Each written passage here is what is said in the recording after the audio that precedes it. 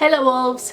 Superman is the good Boy Scout that every red-blooded American strives to be. But on occasion there has been some alternative Supermen that have left the cookie-cutter mould behind. And that's what we'll be taking a look at in today's video. Now, we're looking at 5 different versions of Sup, and they're not necessarily the best and they're not necessarily the worst, they're just the ones that I picked out as interesting. So this isn't a ranking list, this is just 5 different Supermen list, which isn't as catchy, but I'll work out the title.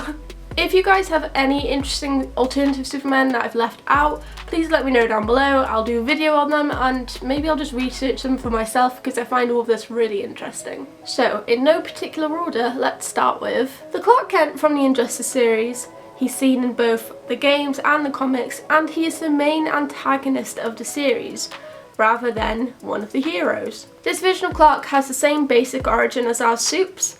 He was sent away from his home planet of Krypton and lands on Earth, in Smallville, where he is raised by Jonathan and Martha Kent. He dates Lois, he becomes a superhero, and even eventually marries Lois.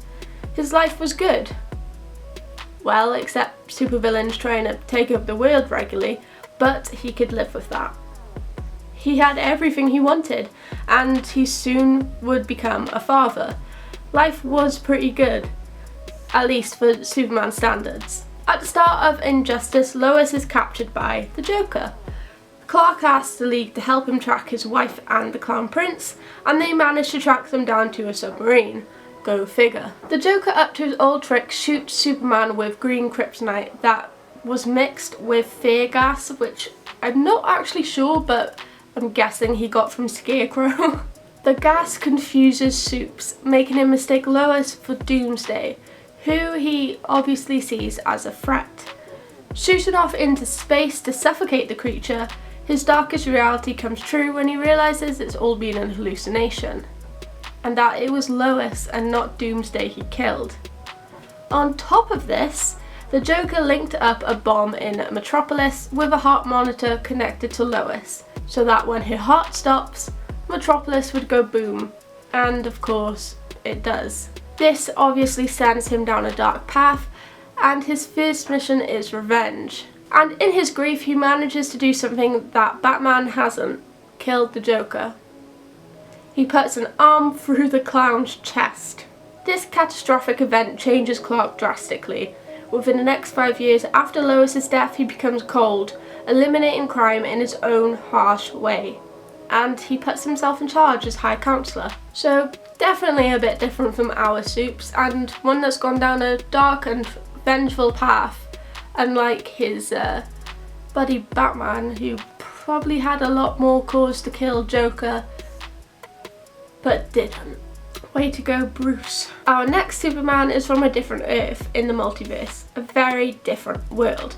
So, like Injustice Sup, his origin is pretty similar except for the huge point that instead of landing in Smallville, he crash lands in occupied Suttonland in 1938.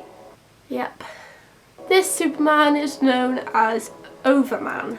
Because he didn't land in Kansas and wasn't raised by loving parents, he grew up harsh. The spaceship he came with is taken by Nazi scientists to test and to use in weapons. And with the help of this new technology, history is changed, and the Nazis win the Second World War. Good going, Krypton. Bloody hell. He was raised in a new German-speaking world. Although he was raised and brought up in a cruel world, he still carries guilt with him, like I carry loneliness and anxiety. The scientists also managed to create 2 new beings out of Superman's genetics, and one of them turned out to be that world's Supergirl. I'm sure you can guess her name.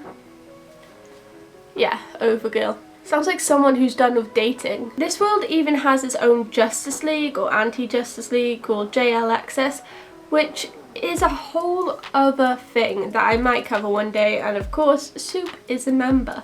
Overman made his first appearance in 2007 in issue 52 of 52, and was created by Grant Morrison and J.G. Jones.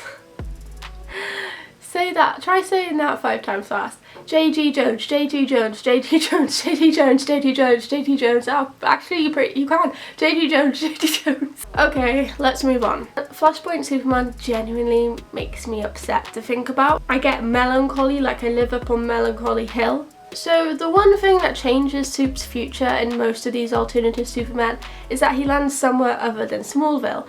And in this case, his ship lands in the centre of Metropolis, which of course caused catastrophic damage and civilians died.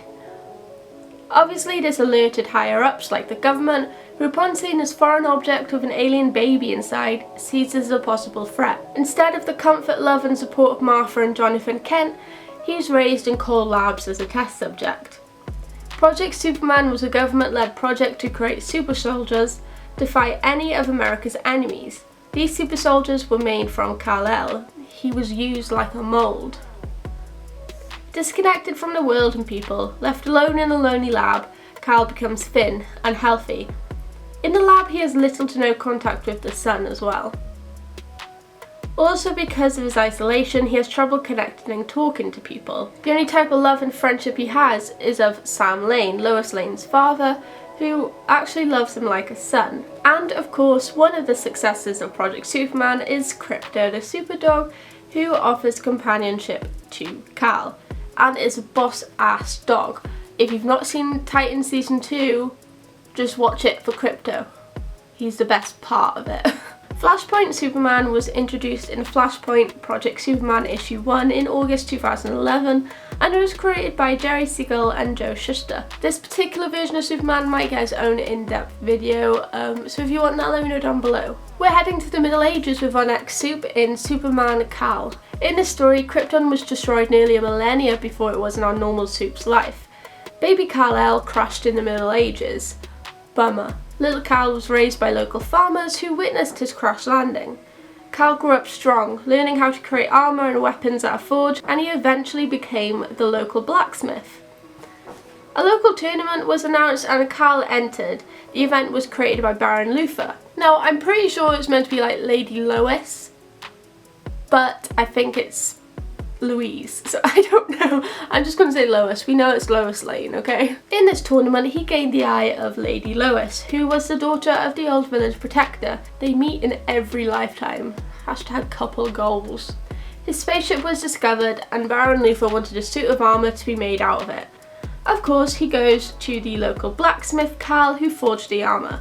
And as a reward, he asks for Lady Lois's hand in marriage, which Baron Luthor agrees to. The lovebirds get married, but Baron Luthor invokes an old rite that says that he is able to take any lady on their wedding night, which was an actual thing. It's just gross. Right, so if I lift it, I then rule Asgard? Yes, of course. I will be reinstituting Prima Nocta. Kal couldn't refuse. Luthor had taken a kryptonite gem from the spaceship and had worn it to the wedding.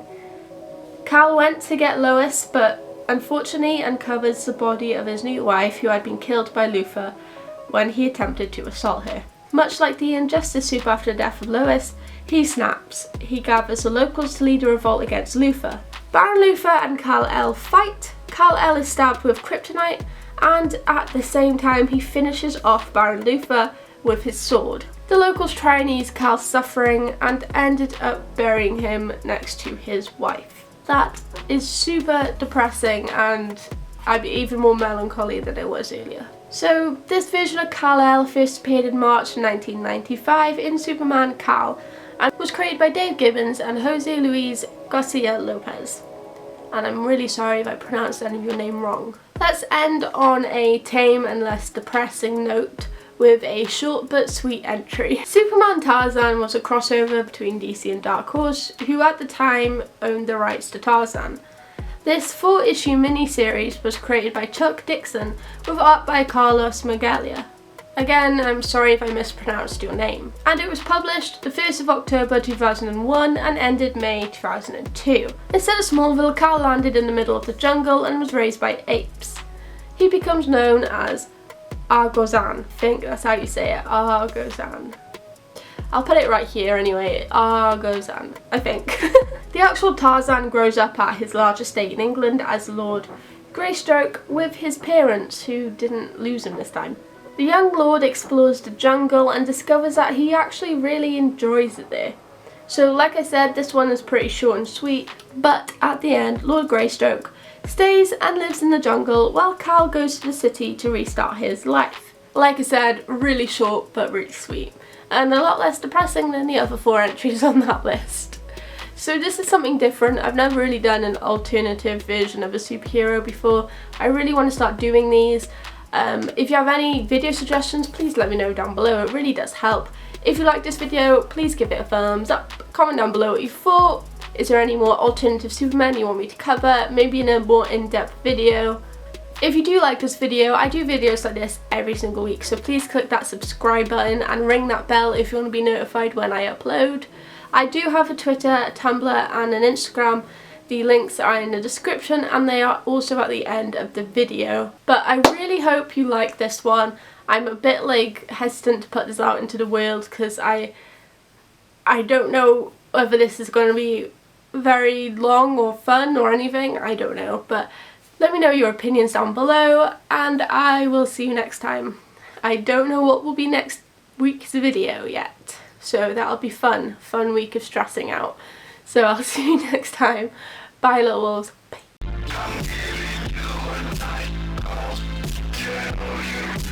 Bye.